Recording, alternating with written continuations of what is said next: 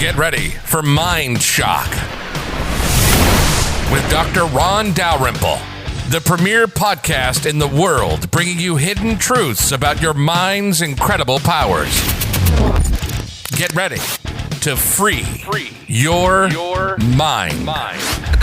Hello everybody, Dr. Ron Dalrymple, bringing you today another episode of our exciting series, Mind Shock, a series of podcasts about the true power of the mind as revealed by our new theory, quantum field psychology. We have a new wild documentary out. It's some incredible stuff. We interview a lot of great people in this space from around the world with a lot more to come. Now, first off, the endless question is a whole new theory we created based upon an analysis of all modern day theories of psychology, Eastern and Western philosophies, a lot of ancient techniques as well, ancient philosophies known going back 10,000 years or more. So since the beginning of time, humankind has asked a central question. Who are we? Why are we here? What is our purpose in life? This question has stymied people and groups throughout the world since the beginning.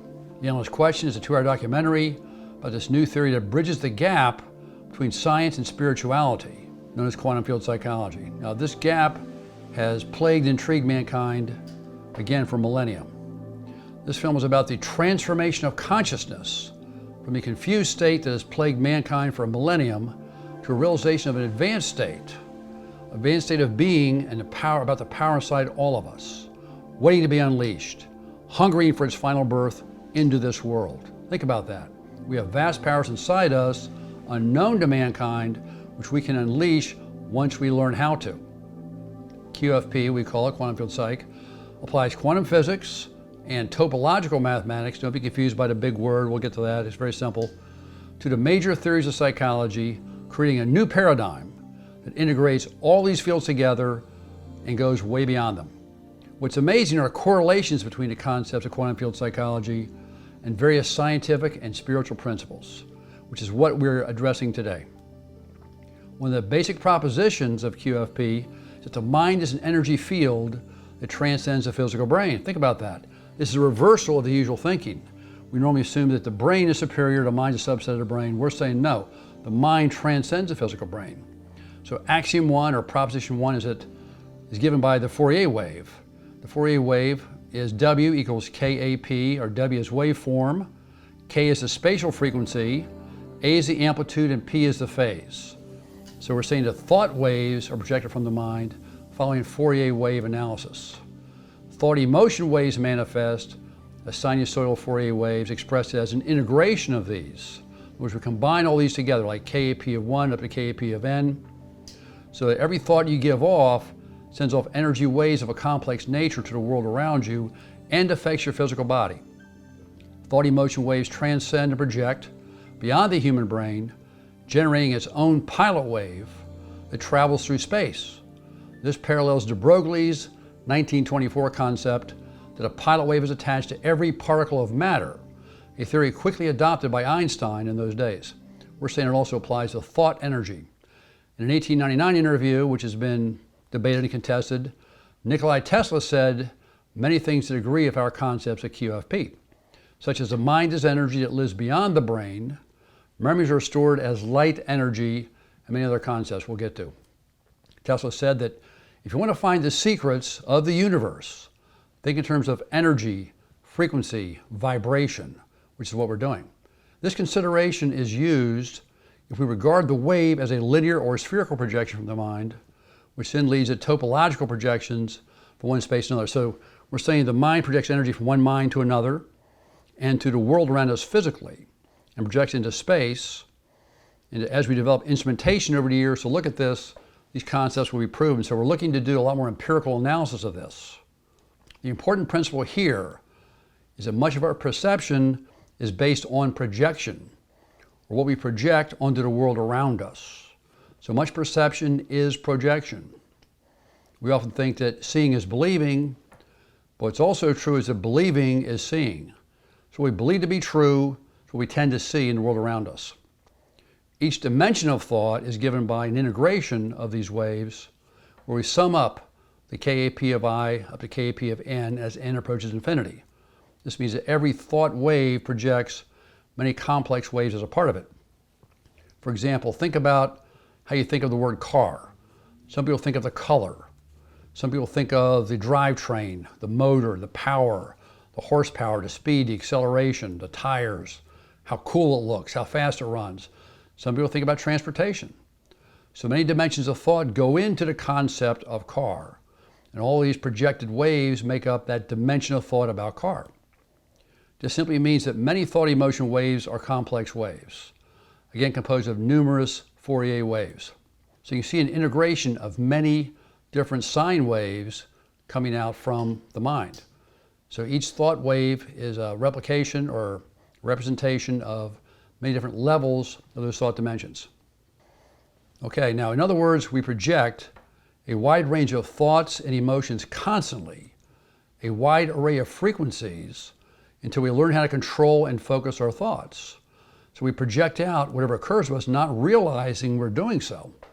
What this means is we have a huge responsibility, learn how to control and focus our thoughts and emotions and regulate our behavior or to walk a higher path.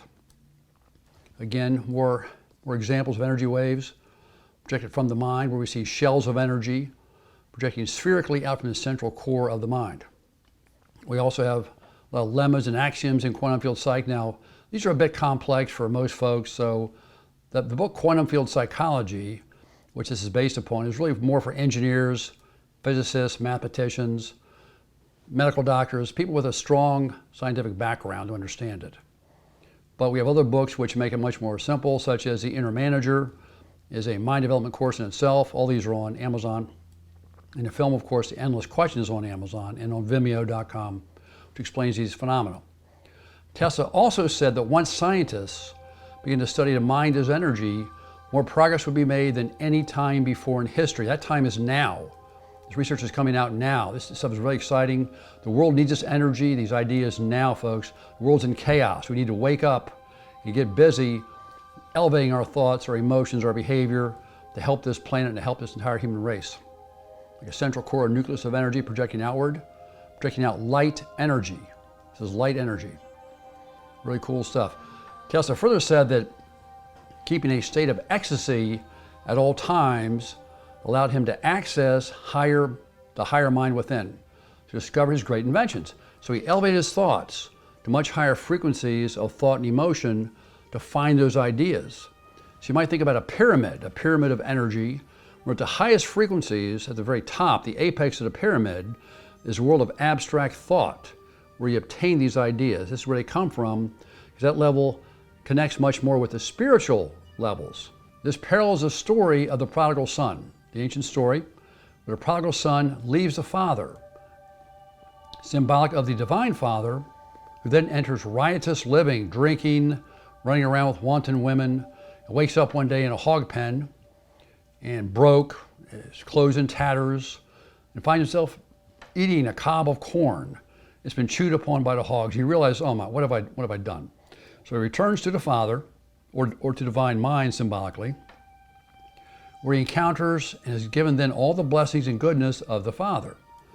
What this means is he leaves divine contact, goes into the world of illusion, gets lost, creates all kinds of chaos and self-destruction.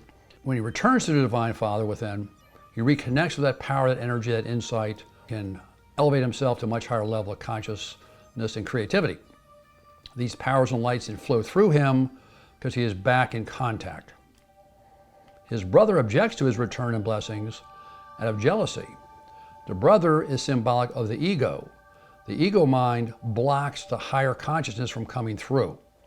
The ego is based upon much lower projections we'll get into in a moment. The divine Father says no. Once the prodigal son is back in contact with divine mind, he receives all blessings. They all return to him. Axiom 7 of Quantum Field Psych considers the issue of attunement with higher powers. How do we actually attune our thoughts and emotions and behavior to the frequencies, to the levels of higher powers of consciousness? This is a huge question. The level of abstract thought, I mentioned before, is where ideas and inspiration come to us. How do we attain that level? There are many principles we can follow which help us awaken a higher state of consciousness, and these are consonant with knowledge accrued by many ancient philosophies. Going back thousands of years, mankind has known about this. These have been kept secret, these ideas, because of prosecution, persecution by often the political powers that be. One practice we do is practice a selfless service to others, which helps lift up others spiritually and lifts us up as well. It's a selfless, not selfish. We help other people, we reach out to do things for them, to lift them up, which helps all of mankind. We also practice an attitude of gratitude to see the good in all things and people, realizing that thought is power. So when you see the good in others, it helps them. It helps them make that realization. It helps us as well, because it reflects back to us. We work to create harmony in all situations and avoid needless conflicts with others, which is a total waste of energy. So road rage, fights, getting bar fights, whatever, this type of stuff, totally off the course. It will end you up in that hog pen symbolically, where you're chewing upon the cob eaten by hogs. So we don't want to go there, folks. We want to go on a higher path. Every night, review the day in reverse. Examine anything you might have done to harm or offend others. Ask for their forgiveness. Forgive yourself and send them positive, loving energy. Seek always to create restitution with others whenever possible. Create harmony, create joy.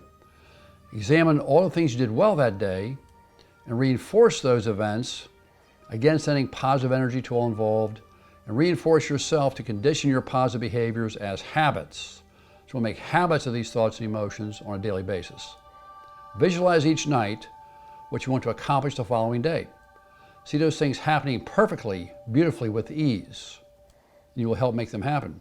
Remember that every thought, emotion, and behavior you send out creates beams into the universe and returns to you many times over, or what's known as momentums.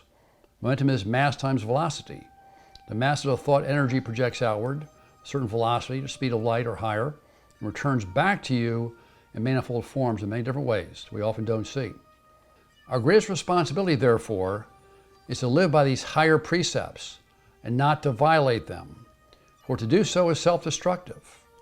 They may not want to hear this, but we've been told for decades now, if it feels good, do it. Follow your lower impulses, all this nonsense. That's totally off course, folks. They'll get you in all kinds of trouble. It's much better to walk the higher path in life. One point of view is that the I am inside of us, the highest self inside, the spirit within us, is driving this whole journey.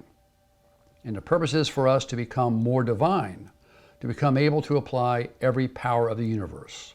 So we're going to go from a human state more to a divine state of consciousness.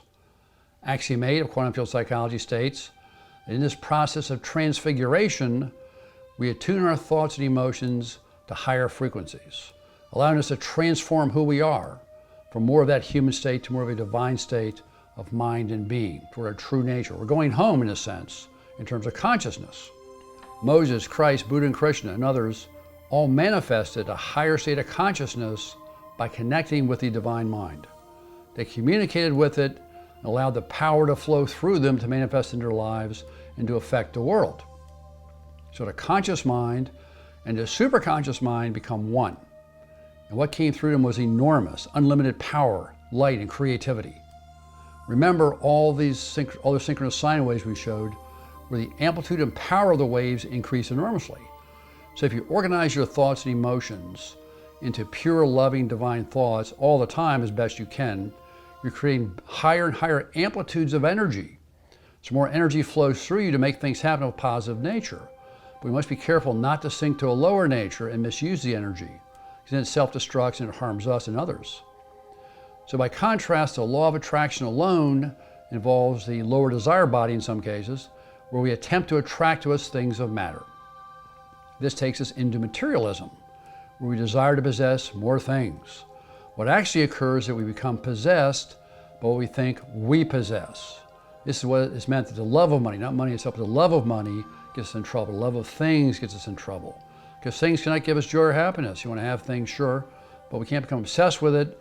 It can't become the purpose and driving force of our lives. That's off course. This theory states that we are spiritual beings, and our true goal is to attract things of the spirit, matters of the spirit. Once we start attracting things of matter, we're going back into materialism. We're going away from the spirit. We are eternal beings and should not wish to continue to be a slave in the physical world and have more stuff that possesses us instead of us possessing him. That's why it's better to give than to receive. It's better to share with other people. It's better to help other people and lift them up so they can discover these higher precepts. Nor do we wish to indulge the seductions of the ego, which is the ultimate enemy to us all, because it deceives us while assuaging our fears, leads us down many garden paths. The ego is a great deceiver. The ego is formed in part from the excrescences of lower emotions, the projections of lower emotions, such as fear, anxiety, and guilt. It's a series of shells, or creates a series of shells around the true self within. So think of an onion shell, where at the central core is our true nature, the I am presence, the higher spiritual being, the higher self. And we create unintentionally with our thought energy all these shells around us, so we see the world through a glass darkly. We see the world through all these delusional fixations of thoughts and emotions which are locked in place and must be removed before we can see more clearly, which is what our approach is all about. Axiom 9 of Quantum Field Psych states that we each have a divine mission in life. Tesla agreed. He said we must each have a high awareness of the mission and the work to be done.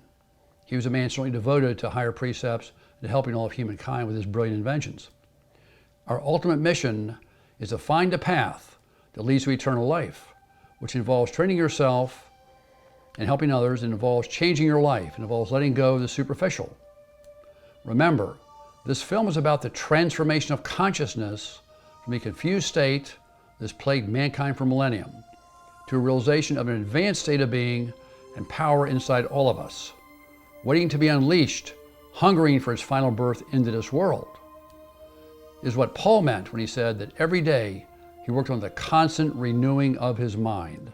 So every day he worked on transforming how he thought and felt and behaved to improve himself and to help the world around him. Axiom 10, Quantum Field Psych, concerns diogenesis, the proposition that each of us is a divine being in embryo. Think about that. We aren't just animals crawled up from the mud. Evolution is not about just a physical form as Darwin proposed. Rather, evolution is about the conscious evolution. This is one of the greatest secrets in life, that our purpose in life is to evolve into that divinity. Not to acquire material things, not to be a big ego, not how good we look. That's all superficial nonsense. Nor to sell us products. Each person is a soul, the I am, the divine presence within. But when we identify with our thought forms, we create a separative self, the ego, that has no real existence. And that is a separation when Adam leaves the Garden of Eden. That story means symbolically, it's similar to the prodigal son. When Adam and Eve leave the Garden of Eden, they start choosing between good and evil, which means they make choices. It means that if they follow their desires and fears, they shift away from divine consciousness. The prodigal son, Adam and Eve, when they return home to the divine consciousness, they return to that higher state. So we must learn to connect with the higher self, the spiritual self. Then we can obtain wisdom directly from within. We must enter a level of intuition, where intuition means tuition from within, teaching from within. The divine source is always talking to us, trying to teach us. We must do the right thing, not because we are afraid of being caught if we do the wrong thing. We do the right thing because it's the right thing to do, and it creates positive benefits for all.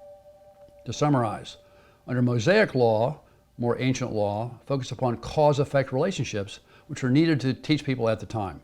That everything you do comes back upon you. The idea of karma, taught in the East. An eye for an eye. You reap what you sow. Newton's third law all talk about the fact that what you project outward returns to you in like form, or often many times over, until we learn the lesson. A 3rd century Greek philosopher, Sextus Empiricus, said, "The mills of the gods grind slowly, but they grind exceedingly fine." That means every thought, every emotion, every behavior that you create will return to you in some form. So we must learn to take responsibility and take control over what we think and feel and do. Mark 12:30-31.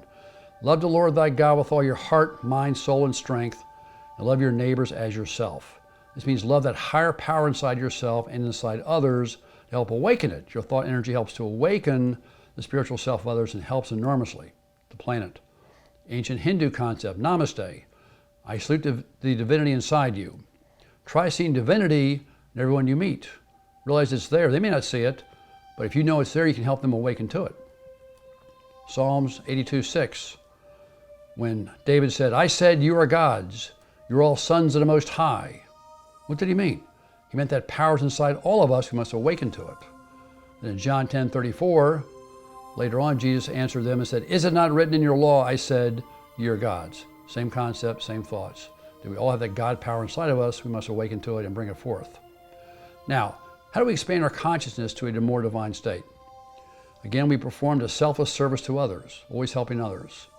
Remember, always divinity is inside yourself and others. Practice an attitude of gratitude for everything you have and every opportunity you have to help others. An attitude of gratitude. Be grateful for all the good things that come to you every day.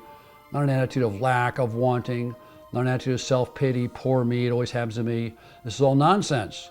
When you think that way, you create those conditions in your life. You create depression, anxiety, fear, unnecessarily. Try to create harmony in all situations. Maintain joy in your heart at all times, knowing you are a child of the Most High. We all are. Matthew 7:13-14. Enter through the narrow gate, for wide is a gate and broad is a road that leads to destruction, and many enter there, not knowing they're doing so. It means it takes work to walk that higher path. This shows us the importance of walking the higher path at all times, and living by divine principles, as taught by every avatar through history. Again, Moses, Christ, Buddha, Krishna, others taught the same principles, different words into different worlds at different times, but meaning the same thing, okay, same concepts. Quantum field psych was created as a bridge between science and spirit, showing that spiritual principles are scientific in nature, that science is one manifestation of spiritual growth. So science and spirit are connected in very powerful ways. This is a bridge theory. It's been searched for by many years by theoreticians. This is the bridge theory. The QFP perspective on the great avatars, Moses, Christ, Buddha, Krishna, is that it came not to show us what we are not, but rather to show us who we really are. They are examples of who we need to become. We need to become the same as them in potential. We are there now in potential. We must make ourselves get there by our hard work. We must do the work to get there. Dalrymple's law, first formulated in 1978, says E, or energy of the mind, equals M, or the mass of the mind force, times F frequency squared, divided by the square root of 1 minus F squared over C squared. We'll show that formula in a moment for those who have your notes. This means that as the frequency of consciousness, as you raise it, approaches C, or the speed of light, or beyond that, spiritually might go way beyond that, the energy of thought emotion field, of your thought emotion field approaches infinity. This means you take on more energy as you elevate your thoughts and emotions to a higher level. And we're able to connect with divinity, which is divine infinity. Think about it. Divinity is divine infinity. GM, or the gravitational force of mind, over time and space, equals 8 times pi times G times T, or time divided by C to the fourth. The mind force each person generates has a specific effect on matter over time and space, given by an equation that parallels Einstein's general theory of relativity. So again, this is axiomatic, it's a proposition.